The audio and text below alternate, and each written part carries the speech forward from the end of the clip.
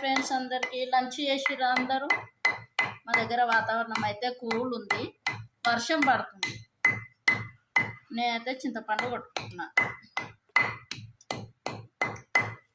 మీరేం చేస్తారు? మీరు అయినాయా?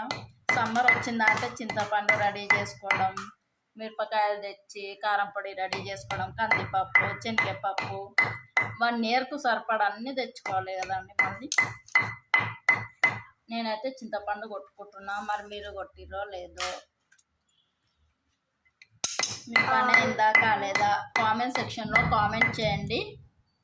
ఓకేనా ఫ్రెండ్స్? మీ దగ్గర వర్షం పడుతుందేమో కొంచెం కామెంట్ చేయండి. మా దగ్గర అయితే వర్షం పడుతుంది, ఉరుముకుట పడుతుంది. చూడండి, కరెంటు పోయింది.